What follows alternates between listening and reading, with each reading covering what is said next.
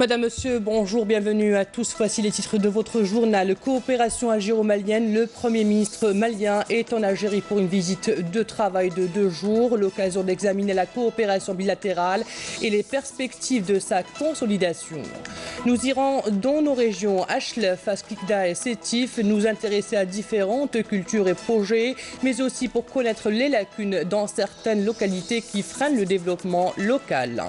Ouverture de l'université d'hiver de la Zawiya Tijaniya, les fondements islamiques du soufisme et l'évolution de la pensée soufie est le thème retenu pour cette édition.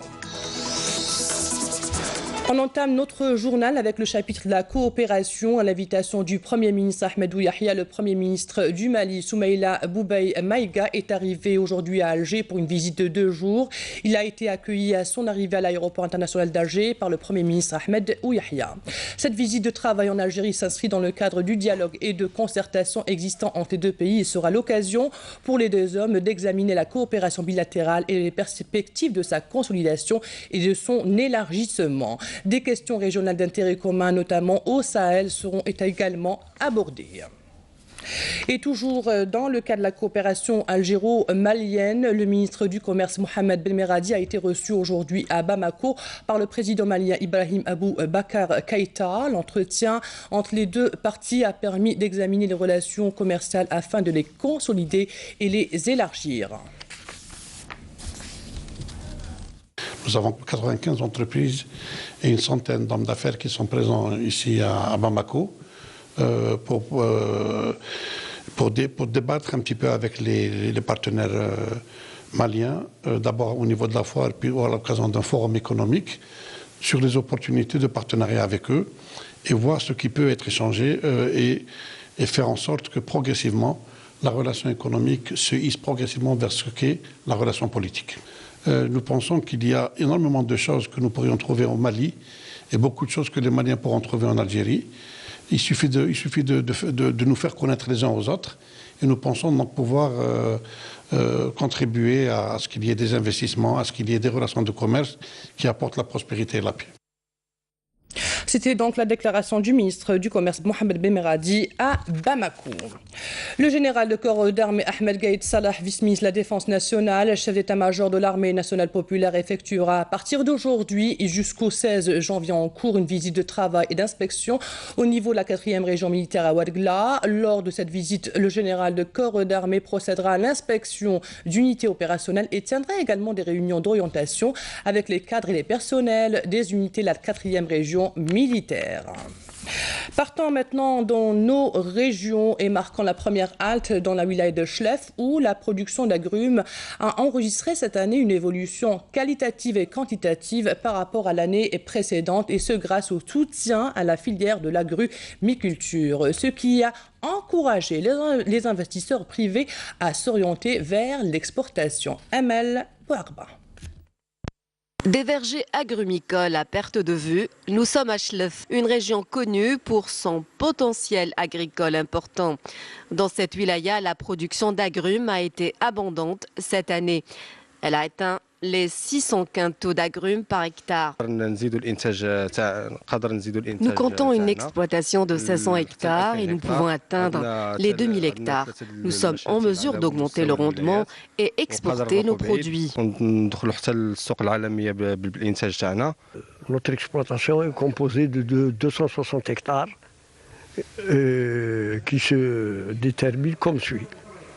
100 hectares, 120 hectares agrumes et 100 hectares pêchés, dont 60 hectares clémentines et 80 hectares agrumes. Dans le produit qui existe actuellement permet son exportation. Le recours aux techniques modernes a permis de développer la filière agrumicole à travers également l'introduction de différentes variétés d'oranges, notamment espagnoles, à la qualité reconnue mondialement. Nous nous attendons cette année à une production d'1 500 000 quintaux, ce qui permettra d'exporter nos produits. Et pour atteindre ces objectifs, toutes les conditions sont réunies pour assurer notamment l'exportation. Nous disposons de chambres froides et d'une unité de triage et de calibrage pour sélectionner entre autres les meilleurs produits. Une production qualitative et quantitative d'agrumes, ce qui permet de propulser Chlef au rang de wilaya grande productrice de cette catégorie de fruits. Une réelle opportunité pour promouvoir l'exportation hors hydrocarbures et diversifier les ressources économiques du pays.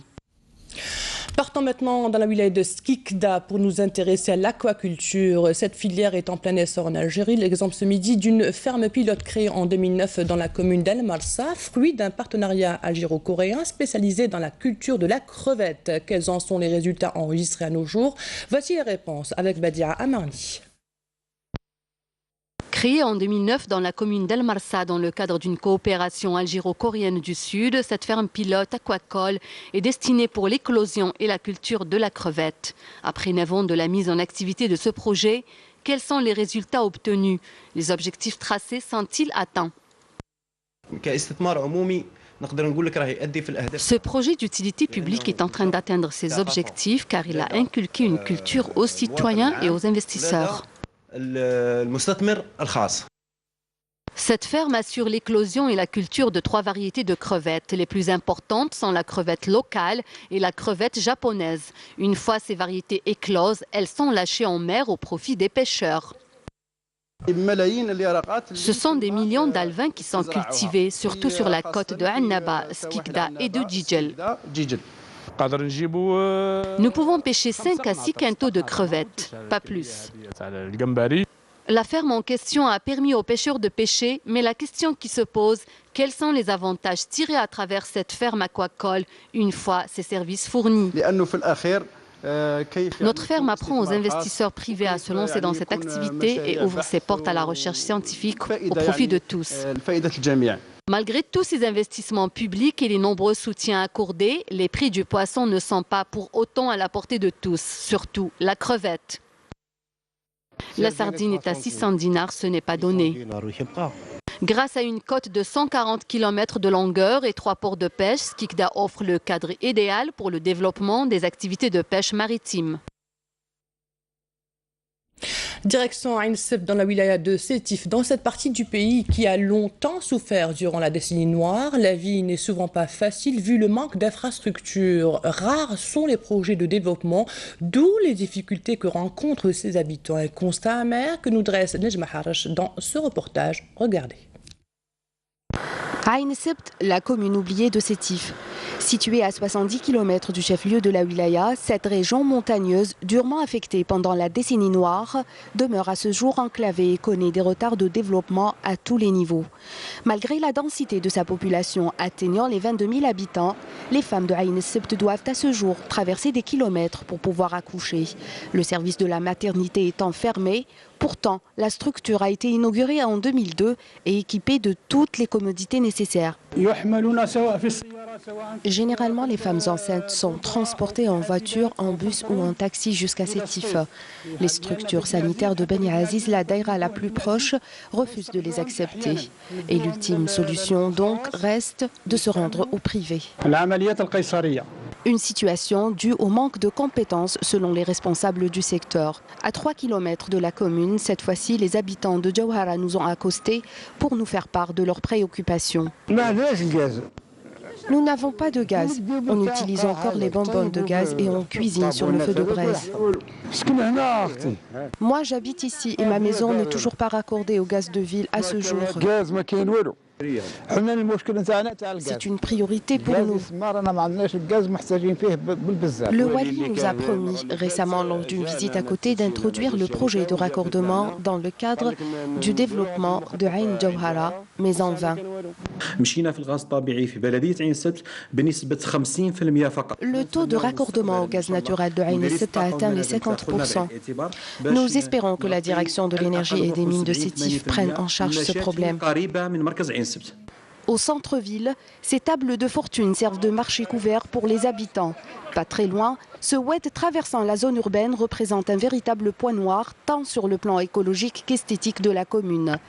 D'autres insuffisances viennent s'ajouter, telles que l'indisponibilité de gradins et de vestiaires pour ce stade communal, pourtant réalisé à coût de 6 milliards de centimes. Il faut que la wilaya de Sétif nous aide pour l'aménagement de ce stade.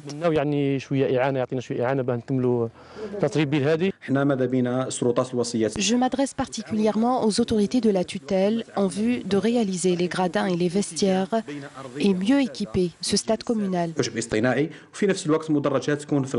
Sur les hauteurs de la commune se dresse la forêt de Ain Welben, une destination touristique par excellence. Malgré ses atouts naturels, le site ne dispose d'aucune commodité pour les touristes, hormis ses toits servant de commerce. Il faut dire que depuis les années 80, cet endroit est livré à lui-même. Cela fait plus de 8 ans que je travaille ici. J'ai construit moi-même cette baraque avec une autorisation délivrée par l'APC de Ain Sebt. Nous espérons un jour que ce lieu touristique soit mieux aménagé, à savoir réalisation d'autres commodités telles que l'éclairage, les sanitaires.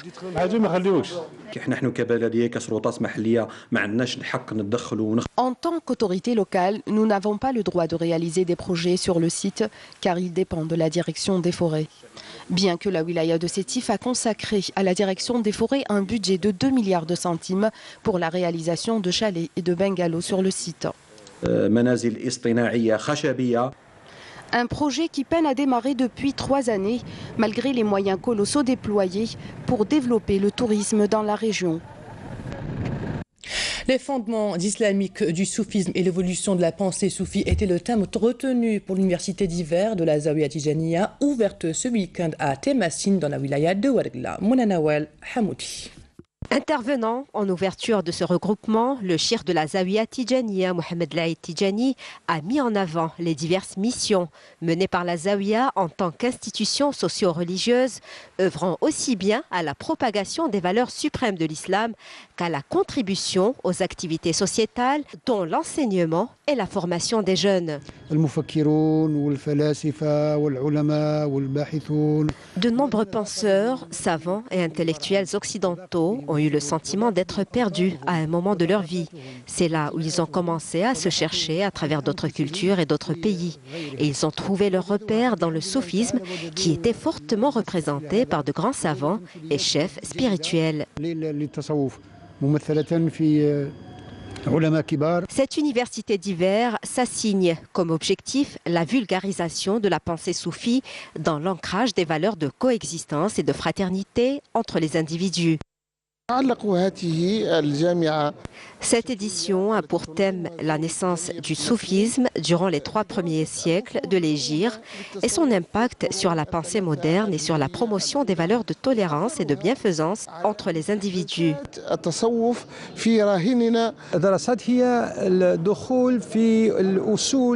Cette rencontre nous enseigne la nécessité de comprendre et de revenir aux fondements du soufisme pour pouvoir comprendre la pensée moderne qui repose entièrement sur ses fondements. Cette université, qui regroupe durant une semaine des universitaires et chercheurs en pensée soufie, nationaux et étrangers, se poursuivra sous forme d'ateliers encadrés par les enseignants de la Zawiya. Dans un communiqué, le ministère de la Défense nationale nous a appris que dans le cadre de la sécurisation des frontières et la lutte contre la criminalité organisée et lors d'une patrouille de reconnaissance et de recherche menée près des frontières, un détachement de l'armée nationale populaire en coordination avec des gardes frontières a saisi hier à Bojbadji Mourtar, 6e région militaire, un fusil mitrailleur de type Kalachnikov, un chargeur ainsi qu'une quantité de munitions. Par ailleurs, un autre détachement de l'ANP et des éléments de la gendarmerie nationale ont appréhendé à Tlemcen, 2e région militaire, 4 narcotrafiquants et saisi plus de 82 kg de kif traités et un véhicule touristique. D'autre part, des détachements de l'ANP et des éléments de la gendarmerie nationale ont arrêté à Tlemcen et Gardaïa 11 immigrants clandestins de différentes nationalités. Place au football, 16e de finale de la Coupe d'Algérie et 2 grosses surprises avec l'élimination du Paradou AC de la Ligue 1 mobiliste devant le Mouloudia d'El Bayad du championnat national amateur au tir au but 4-3. L'autre surprise de ces 16e de finale a été réalisé par l'IRB Belkhir de la Régionale 1, qui s'est qualifié devant un autre pensionnaire de la Ligue 1 Mobilis, en l'occurrence l'OM Médéa, 7-6, au moment où l'AS Ain Lila a dû recourir à la séance de tir au but pour se défaire du l'IB L'Akhdaria 3-0, alors que le match s'était soldé par un nul vierge 0 partout. Pour sa part, le Mob Béjaïa a réussi à faire la différence pendant les prolongations de 1-1 devant le MB Hassana. De son côté, le CR Zaouia s'est contenté du service minimum face au NC Magra, qu'il a dominé 1-0. Le détenteur du trophée, le CR Belouizdad, s'est qualifié sans peine devant le CRS Illizi sur le score de 2-0, alors que le DRB Tajnant s'est qualifié aux dépens du MC Saïda 2-1. Cet après-midi, vous pourrez suivre sur la chaîne A3 le match qui opposera le NRB Talarma et MC Oran à 14h. Et sur Canal Algérie et la A4, vous pourrez suivre à 16h le match qui opposera la JS Kabylie au Shabab Oued Rio. Et c'est la fin de cette édition préparée par la rédaction de Canal Algérie. Merci à vous de l'avoir suivi. Dans quelques instants, les prévisions météo de Faria Chir. Merci, bonne semaine. Au revoir.